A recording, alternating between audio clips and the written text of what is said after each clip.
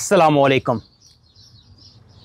हर बंदे की कोशिश है कि मैंने यूरोप पर जंप लगाऊं और यूरोप पहुंच जाऊं, लेकिन हम एक ही चीज़ बोलते हैं कि आप ख़ुद अप्लाई करें। किसी के पास जाने की ज़रूरत नहीं है। हम नहीं कहते हम हमारे पास ही आएँ, हमारे से हेल्प लें, नो कोई ज़रूरत नहीं।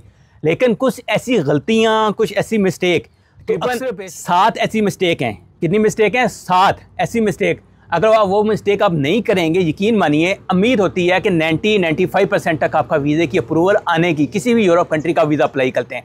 लेकिन अक्सर बेशतर लोग ये चीज़ नहीं देखते हैं और बाद में वीज़ा हो जाता है रिजेक्ट और बाद में बैठ के रो रहे होते हैं कि हमारे पैसे हो गए। नासिर भाई मेरे साथ हैं और इनसे कुछ सवाल पूछते हैं। इस हवाले से कुछ पॉइंट मैंने लिखे हुए हैं, तो वन बाई वन इनसे डिस्कस करते हैं। अस्सलाम वालेकुम नासिर भाई।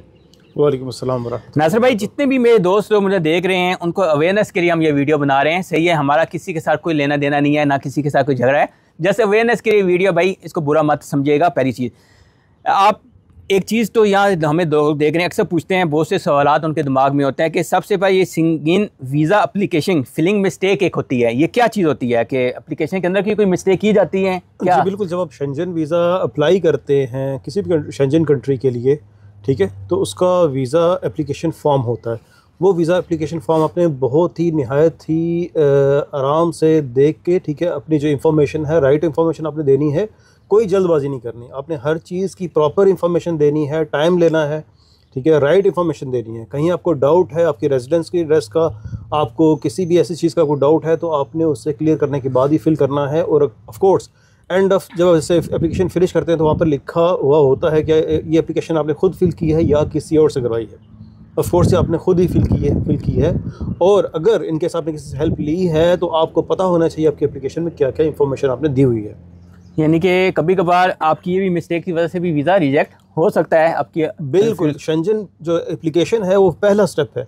अगर पहले स्टेप में आपने मिस्टेक कर दी, अगर आप उसके बाद मूव भी हो जाते हैं शेंजन, ठीक है, शेंजन वीज़ा आपका अप्रूव हो जाता है, तो वो आपकी मिस्टेक हमेशा रहेगी। ये सिर्फ़ और सिर्फ अप्रूवल के लिए नहीं है, ये हमेशा जब तक आप वहाँ पे रहेंगे। वो अगर आपने कुछ वहाँ पर कोई रॉन्ग इन्फॉर्मेशन दी थी या आपको डाउट था इन्फॉर्मेशन का, आपने जो है ना वक्ती तौर पर इन्फॉर्मेशन दी थी जो कि आपको मालूम नहीं था, तो वो इन्फॉर्मेशन आपकी लाइफ टाइम चलेगी। तो इसलिए हमेशा बहुत केयरफुल रहें अपनी एप्लीकेशन फिल करने के लिए।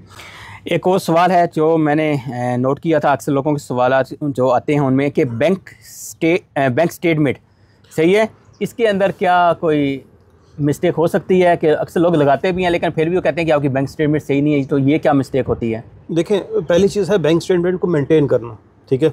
सबमिशन में बाद में आता हूँ, मेंटेन करना लोग क्या करते हैं उमन, मतलब एक दूसरे के साथ फंड शेयर करते हैं, ठीक है, मतलब अपने फ्रेंड्स के साथ, ठीक है, उससे अवॉइड करें। अपनी स्टेटमेंट को स्ट्रॉन्ग करने के लिए कोशिश करें कि जो रियल आपकी स्टेटमेंट है, जो आपकी सैलरी आ रही है, उसी से आप सेविंग कर रहे हैं, उसी से आप स्पेंड कर रहे हैं, ठीक है।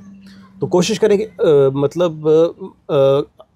कुछ ऐसे तरीके इस्तेमाल ना करें जिससे आपको एक मतलब आपको रियल आपकी बैंक स्टेटमेंट ना लगे। मतलब अगर आप किसी फ्रेंड से ले रहे हैं, मनी बारो कर रहे हैं, उससे उधार ले रहे हैं, ठीक है, तो वो इस तरह से उसमें शो अप ना करें, ठीक है। कोशिश करें कि जो फंड रियल आपकी कंपनी अकाउंट से आ रहा है, ठीक है, वही उसमें शो होना चाहिए। और उसके अलावा जो आप स्पेंड कर रहे हैं, आप उसी जो है ना बैंक अकाउंट से अपना स्पेंड कर रहे हो। और उसके बाद आप आखिरी चीज़ सबमिशन में कोशिश करें कि अपनी रियल बैंक स्टेटमेंट जो कि वेट स्टैम्प के साथ होती है, ठीक है, अपने बैंक में जाएँ, मुतल्लिका बैंक में जाकर वहाँ से अपनी स्टेटमेंट निकलवाएँ, ठीक है। मोस्टली 3 मंथ की आपको स्टेटमेंट चाहिए होती है और अपने बैंक से रियल जो है वेट स्टैम्प वाली स्टेटमेंट निकलवाएं और वही सबमिट करें। इसके बाद नासिर भाई एक और सवाल है, एक नॉर्मल चीज़ है NOC जिसको बोलते हैं, सही है, NOC लेटर हर आदमी बना लेता है। क्या इस काम के लिए या वीज़ा यूरोप अप्लाई करने के लिए कोई स्पेशल फॉर्मेट होते हैं NOC वगैरह के, क्या होता है? बिल्कुल। जो रिक्वायरमेंट है शेंजन कंट्री की, उनका एक स्पेसिफिक फॉर्मेट है NOC लेटर का, ठीक है। तो आपने उसी के अकॉर्डिंग ही अपनी सारे जो है ना NOC लेटर बनाना होता है और उसमें जो इन्फॉर्मेशन दी होती है वो आपको लाजमी उसे पुट करनी होती है। जैसे कि मैं फॉर एग्जांपल आपको कह सकता हूँ, वहाँ पर आपकी ज्वाइनिंग डेट होती है, आपकी सैलरी पैकेज होता है, आपकी जो है मतलब अपने कब से आपकी छुट्टी का प्लान क्या है, आपने ऑफ कोर्स अपना जो छुट्टी का प्लान है वो वहाँ पर बताना होता है, कब आप छुट्टी जा रहे हैं, कब वापस आएंगे आप, और ये तमाम इन्फॉर्मेशन आपने राइट इन्फॉर्मेशन वहाँ पे देनी होती है। तो उनके फॉर्मेट के अकॉर्डिंग खुद से कोई फॉर्मेट ना बनाएं और ना ही उसमें कोई चीज़ मतलब खुद से ऐड करें और ना ही कोई चीज़ खुद से कम करें। इसके में एक और सवाल है, क्या कंपनी की स्टैंप वगैरह की ज़रूरत होगी NOC लेटर पे या सिर्फ कंपनी का नाम ही चल जाता है NOC पे? जी बिल्कुल, कंपनी की स्टैंप और कंपनी के रिप्रेजेंटेटिव के साइन वहाँ पर होना ज़रूरी होते हैं। सही सवाल है कि अक्सर लोग ये पूछते हैं कि वो पाकिस्तान में बेसिकली होते हैं, सही है, पाकिस्तान उनकी नेशनलिटी है, सबके आईडी कार्ड या कोई इंडिया का हो गया, तब यूई में होता है तो वो एड्रेस के हवाले से तो रेजिडेंट एड्रेस होता है, वो यूई का डालेगा अपने उसके अंदर या पाकिस्तान का या इंडिया का डालेगा? ये रेजिडेंट एड्रेस क्या चीज़ है? क्योंकि ऑलरेडी आप यूई में हैं, यूई के रेजिडेंस हैं, तो आपको यूई का एड्रेस ही डालना है, यहाँ पर देना है। और कोशिश करेंगे जो आपका रियल एड्रेस है वही दें। अगर तो आप मतलब रेजिडेंसी कॉन्ट्रैक्ट है तो फोर्स उसी के अकॉर्डिंग अपना एड्रेस दें। सही।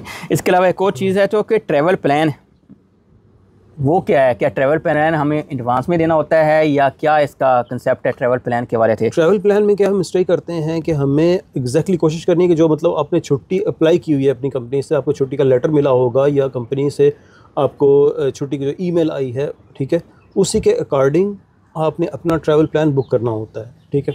क्योंकि आप जब सबमिशन करने जाते हैं तो आपने लेट्स सपोज 5 डेज़ का अपना ट्रैवल प्लान है, तो 5 डेज़ की ही छुट्टी आपने अप्लाई की हुई है और जिस डेट से आपकी छुट्टी स्टार्ट है उसी डेट से आप फ्लाई कर रहे हैं और जिस दिन छुट्टी आपकी ख़त्म हो रही है सेम डे आप वापस फ्लाई करेंगे अपने रेजिडेंस कंट्री में। तो अपना ट्रैवल प्लान, अपनी छुट्टी, इस दोनों को एक साथ रखना ज़रूरी है और उसके साथ आपकी जो है ना फ़्लाइट बुकिंग वगैरह भी सेम टाइम पर होनी चाहिए। सही। इसके अलावा एक बहुत ज़्यादा अक्सर मैं भी नाम सुनता हूँ और बहुत से लोग पूछते हैं कि इन्विटेशन लेटर, सही है, तो ये इनविटेशन लेटर क्या चीज़ होती है, क्या इसको ज़रूरी है और इसकी वैल्यू क्या है, क्या इसके साथ वीज़ा हमारा जल्दी निकल सकता है? इनविटेशन लेटर बेसिकली कैसे मिल सकता है किसी को अगर किसी ने लेना है, ये क्या कंसेप्ट होता है इसका? जी बिल्कुल, आपके लिए और फोर्स हमारे सुनने वालों के लिए ये बहुत बड़ा एक सवाल है, एक नई चीज़ है कि जी इनविटेशन लेटर। फोर्स अगर आप जिस भी प्रोफेशन में हैं, जिस प्रोफेशन में आप जॉब कर रहे हैं, अगर आप स्टूडेंट हैं, आप जॉब कर रहे हैं, किसी भी टेक्निकल प्रोफेशन में हैं और आप उस टेक्निकल प्रोफेशन के अकॉर्डिंग कुछ आप टेक्निकल कोर्स या उसके लिए, अगर आप बिज़नेस हैं तो बिज़नेस मतलब एक्टिविटीज़ के लिए या आप B2B अपने बिज़नेस जो है ना कंपनी सर्च करने के लिए जा रहे हैं, तो वहाँ से जो आपको एक लेटर दिया जाता है उसे बोलते हैं इन्विटेशन लेटर। और इन्विटेशन लेटर हमेशा आपके according to job, visa profile, और अगर आप एज अ कंपनी वहाँ पर अपना B2B बिज़नेस इन्विटेशन ले रहे हैं तो आपकी कंपनी के अकॉर्डिंग होना चाहिए। उसमें हरगिज़ ये नहीं होना चाहिए कि आपकी कंपनी मतलब एक है ट्रांसपोर्ट कंपनी है और वहाँ पर आप फैशन डिज़ाइन का किस कंपनी के साथ डील कर रहे हैं। तो ये चीज़ हमेशा मेक श्योर करें, क्योंकि ऑफकोर्स अगर आप किसी से भी अप्लाई करवा रहे हैं तो ये चीज़ मेक श्योर करें जो इन्विटेशन आपकी सॉरी बात काट रहा हूँ, यानी कि आपका मकसद बात करने का ये है कि अगर फर्ज यहाँ पे मैं एज अ इलेक्ट्रिकर का वर्क कर रहा हूँ यूई के अंदर, तो मेरी तो इन्विटेशन होनी चाहिए वो इलेक्ट्रिकर की ही होनी चाहिए, वहाँ से उससे मतलब का काम की होनी चाहिए, ना कि मैं यहाँ पे इलेक्ट्रिकर कर रहा हूँ जब वहाँ पे मेरी इन्विटेशन आ रही है तो वो मेरे यहाँ किसी होटल लाइन की इन्विटेशन आ रही है कि ये सिनेमा। इन्विटेशन क्या होती है बेसिकली? क्या ये 1 दिन की होती है, 10 दिन की होती है, 20 दिन की, 2 महीने की, क्या होता है? डिपेंड करता है कि आप किस तरह से उनके साथ डील कर रहे हैं, कितने दिन के लिए आप जा रहे हैं, जो भी उनके साथ आपकी कमिटमेंट हुई होती है तो उसी के अकॉर्डिंग होती है। तो इनविटेशन के अंदर कोई स्कैम वगैरह भी होता है ये इनविटेशन लेने के चक्कर में? जी ऑफ कोर्स इनविटेशन आपको जो रियल कंपनीज़ हैं, रियल वहाँ की बड़ी कंपनीज हैं, उन्हीं से ही आपको डील करना होता है। और अगर आप किसी से अप्लाई करवा रहे हैं वो भी मेक श्योर करें कि आपके जो है मतलब कोई भी ऑफ कोर्स फेक या कुछ ऐसी कंपनी के इन्विटेशन ना यूज़ करें कि जहाँ पर आपको चांसेस हैं, क्योंकि आपके जो भी डॉक्यूमेंट्स हैं वो मैसी में सबमिट होते हैं और वो आपको थ्रू आउट द मतलब लाइफ आपकी वो रिकॉर्ड रहता है कि आपने इस बेस पे अप्लाई किया था। और अगर कहीं भी दोबारा भी अप्लाई करेंगे और अगर आपको कोई भी फेक डॉक्यूमेंट वहाँ पर अटैच होगा या आपके नाम से जाएगा तो आप समझें कि हमेशा के लिए आपका वो एक मार्क लग जाएगा कि आपने फेक डॉक्यूमेंट्स यूज़ किए। एक और चीज़ तो अक्सर लोग यहाँ पे पूछते हैं कि हमने वीज़ा आज अप्लाई किया, सही है, तो हम उसमें किस तरह से ये जैसे लोग होते हैं कि ट्रैवल डेट हमने किस दिन सफ़र करना है, वो हम एडवांस में कैसे वहाँ पे मेंशन करेंगे, उसका क्या तरीकाकार है कि कैसे ट्रैवल डेट वगैरह अपनी होटल बुकिंग हम एडवांस में ये सब चीज़ कैसे वहाँ पे मेंशन कर सकते हैं? बिल्कुल, जैसे हमें कन्फर्म ही नहीं है कि हमारा आगे का क्या प्लान होगा, इसको क्या कोई इसका हल है? जी सब कुछ ऐसा होता है कि जैसे आप अपनी छुट्टी अप्लाई करते हैं और अपनी एम्बेसी अपॉइंटमेंट बुक करते हैं, ठीक है, तो उसके बाद आप ये मेक श्योर करते हैं कि आपकी छुट्टी जो है लेट्स सपोज 5 डेज़ की छुट्टी है, आपकी मंडे से छुट्टी स्टार्ट है और लेट्स बात करते हैं कि आपकी छुट्टी 5 दिन की है, मंडे टू फ्राइडे, ठीक है, सही। तो इस तरह से आपकी छुट्टी है तो आपको अपना जो ट्रैवल प्लान है वो मंडे टू फ्राइडे तक का ही रखना है। आपकी जो यहाँ से फ़्लाइट होगी, जैसे आपकी छुट्टी स्टार्ट हो रही है मंडे, तो मंडे से ही आपने अपनी फ़्लाइट की बुकिंग आइटिनरी जो आपने करनी है फ़्लाइट की वो मंडे की ही होनी चाहिए।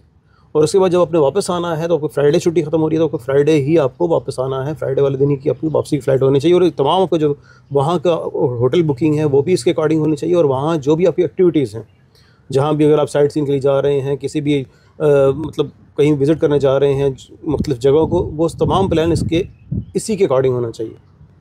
सही। तो ये कुछ मिस्टेक मैंने बताई हैं। अभी अगर इन मिस्टेकों को आप प्रॉपर वे में लेंगे और समझेंगे तो आई होप कि आपके भी वीज़े रिजेक्ट की शरह बहुत कम हो जाएगी। बाकी अगेन एक चीज़ बता दो, अप्रूवल बाय इमिग्रेशन होते हैं, लेकिन एक कोशिश अच्छी की जाए अपनी। बाकी अप्रूव या रिजेक्शन वो तो इमिग्रेशन के हाथ में होता है। मिलते हैं नेक्स्ट वीडियो में इंशाल्लाह एक और अच्छी टॉपिक के साथ, अच्छी वीडियो के साथ इन फ्यूचर। अल्लाह हाफिज़।